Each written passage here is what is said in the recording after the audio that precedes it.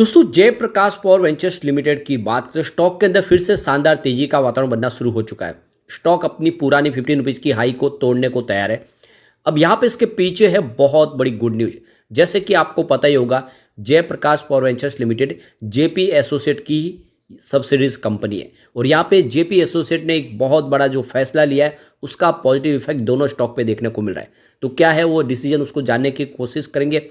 और क्या इस समय जेपी पावर में इन्वेस्टमेंट करना चाहिए। ये दोनों स्टॉक वैसे तो पिछले 2-3 महीनों में ही मल्टीबैगर साबित हो चुके हैं, लेकिन क्या इससे भी शानदार तेजी आ सकती है? क्या ये आने वाले समय में 3 डिजिट में जा सकते हैं? तो यहाँ पे इन बातों को समझेंगे, साथ में इसके अंदर क्या पॉजिटिव पहलू है और क्या इसकी नेगेटिव संभावना है उसको जानने की कोशिश करेंगे। और बड़े फंड हाउस का क्या रुझान है इस समय जेपी पावर को लेकर, क्या उनकी तरफ से खरीदारी हो रही है या फिर वो बिकवाली कर रहे ऊपर के लेवल में, इन सारी बातों को जानने की कोशिश करेंगे इस वीडियो के माध्यम से।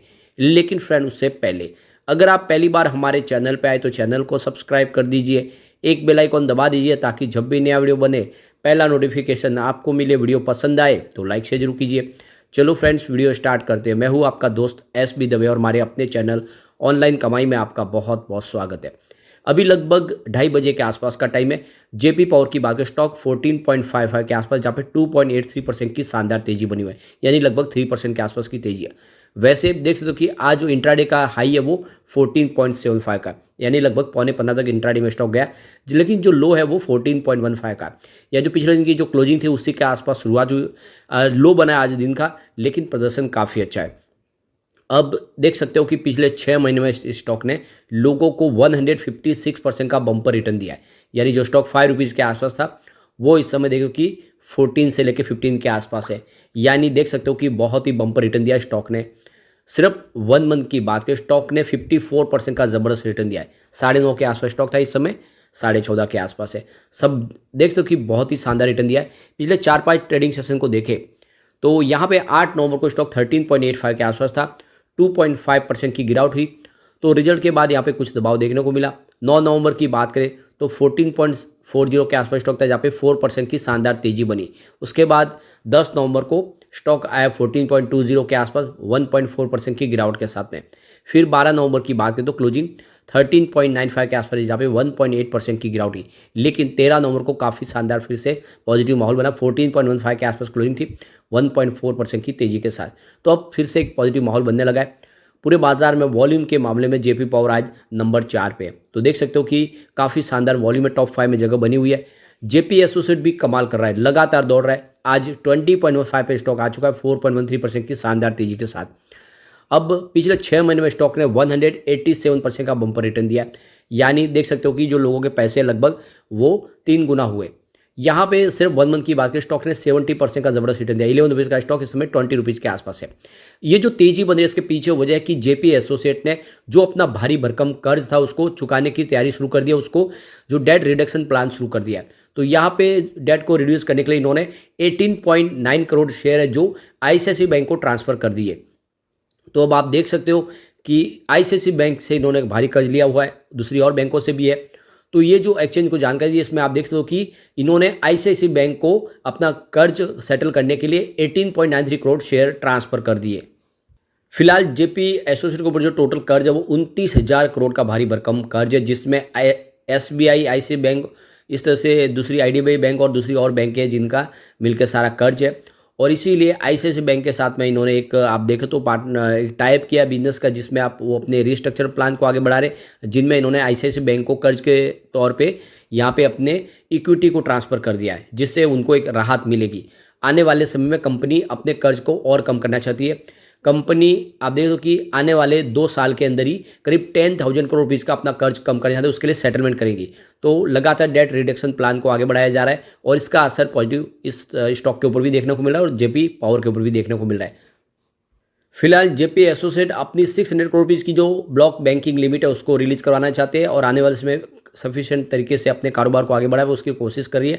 तो कुल मिला के ये जो 2037 तक के लिए कंपनी को अपना सारा रीपेमेंट किस तरह से करना उसकी अभी उन्होंने शुरुआत कर दी है। और ये जो आईसीआईसीआई बैंक ने एक बड़ी राहत दे दी है, जिससे इन बैंकों के अंदर जो माहौल आने वाले समय में कुछ राहत का बनेगा। दूसरी बैंक भी इस समय कुछ राहत देगी और ये जो 34 बैंक है जिनको कर चुकाना है अब एक ऑप्शन आएगी कि वो भी और दूसरी किसी बैंकों के साथ में भी, आईसीआईसीआई बैंक में वैसे एसबीआई के साथ भी वो सेटलमेंट कर सकते हैं और अपनी कुछ इक्विटी उनको दे के वो जो कर्ज है उसको कम किया जा सकता है। तो ये सारी बातें ये साबित कर रही है कि आने वाले समय में जेपी ग्रुप मजबूती से आगे बढ़ सकता है। वैसे आप देखें तो जेपी पावर के लिए क्या क्या पॉजिटिव संभावना क्या निगेटिव संभावना उसको भी एक बार देख लेते हैं। तो यहाँ पे जो सबसे बड़ा जो पहला पॉइंट है वो पॉजिटिव, वो है एनुअल रेवेन्यू, जिसमें 21.86% की वृद्धि देखने को मिली है, जो लास्ट ईयर 5,922 करोड़ के आसपास था। लेकिन सेकंड पॉइंट निगेटिव और वो है क्वार्टरली रेवेन्यू, जिसमें 2.57% की ईयर ऑन बेसिस पे गिरावट देखने को मिली है, जो 1,359 करोड़ के आसपास रहा है। तीसरा पॉइंट फिर से निगेटिव और वो है एनुअल नेट प्रॉफिट, जिसमें 14.44% की गिरावट हुई है, लास्ट ईयर 55.42 करोड़ के आसपास था। एक पॉइंट और निगेटिव वो है क्वार्टरली नेट प्रॉफिट, जिसमें 8.96% की गिरावट है, जो ईयर ऑन बेसिस पे 68.66 करोड़ के आसपास रहा। एक पॉइंट अगला पॉजिटिव और वो है स्टॉक की प्राइस, जिसमें 94% की जबरदस्त वृद्धि देखने को मिली है। अगला पॉइंट फिर से निगेटिव और वो है प्राइस टू अर्निंग रेशियो, जो -6016 के आसपास है, यह एक निगेटिव बात है। अगला पॉइंट पॉजिटिव और वो है डेट टू इक्विटी रेशियो, जो 0.46 है, लेस देन 1 है, तो ये इसके लिए एक पॉजिटिव पॉइंट है। एक पॉइंट फिर से निगेटिव और वो है इसका आरओई, रिटर्न ऑन इक्विटी, जो 0.53 है, लेस देन 10% है, और इसलिए निगेटिव एक पॉइंट बन रहा है। म्यूचुअल फंड की होल्डिंग इंक्रीज हो रही है, इसलिए ये आपको एक पॉइंट पॉजिटिव दिखाई देगा। प्रमोटर शेयर होल्डिंग देखें तो इस समय अनचेंज है और इसलिए पॉइंट न्यूट्रल बन रहा है।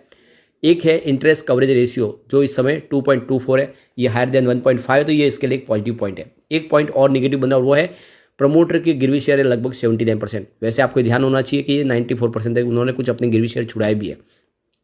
अब यहाँ पे टोटल अगर हम पॉजिटिव पॉइंट की बात करें तो आपको टोटल 5 पॉजिटिव पॉइंट दिखाई देंगे, और अगर हम निगेटिव पॉइंट की बात करें तो वो आपको 6 दिखाई देंगे। एक पॉइंट ज़्यादा है पॉजिटिव के मुकाबले निगेटिव का, और इसमें एक न्यूट्रल पॉइंट बन रहा है।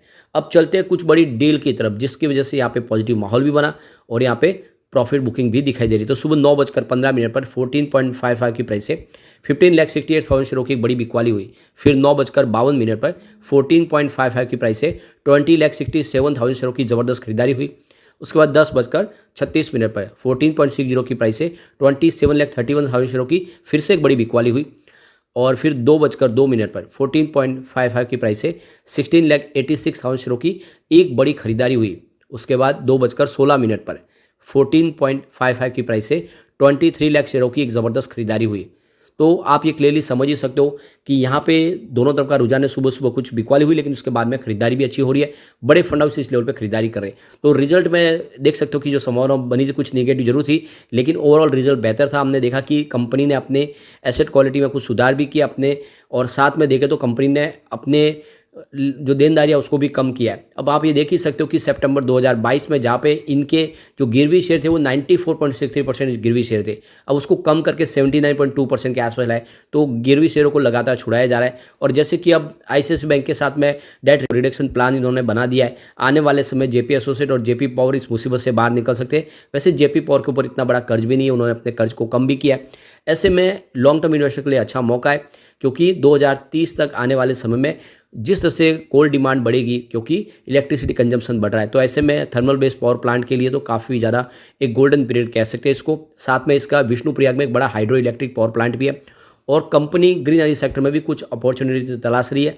ऐसे में यह स्टॉक कमाल कर सकता है, और इसकी जो प्राइस इसमें बहुत ही कम है, आने वाले समय एक अच्छा रिटर्न आपको दे सकता है। वैसे स्टॉक तो जब 50% के आसपास था तब से मैं बता रहा हूँ कि स्टॉक अच्छा है, आप इसमें निवेश के बारे में सोच सकते हैं। और आप देख सकते हो कि इसने एक मल्टी बैग रिटर्न दिया है लोगों को, काफ़ी शानदार तरीके से दौड़ रहा है। अब आगे भी संभावना पॉजिटिव, लेकिन अगर आप शॉर्ट टर्म इन्वेस्टर और अच्छा प्रॉफिट मिल रहा है तो प्रॉफिट बुक भी कर सकते हैं, क्योंकि बाजार कभी भी एक तरफा नहीं दौड़ता है। बड़ी तेजी के बाद प्रॉफिट बुकिंग जरूर आती है। लेकिन फ्रेंड, कोई भी इन्वेस्टमेंट करने से पहले अपने फाइनेंशियल एडवाइजर से बड़े ले ले, या अपना खुद का रिसर्च करें, क्योंकि मैंने वीडियो आपके एजुकेशनल पर्पज़ के लिए ही बनाया। वीडियो पसंद आए तो लाइक से जो कीजिए और चैनल को सब्सक्राइब कर दीजिए। Thank you.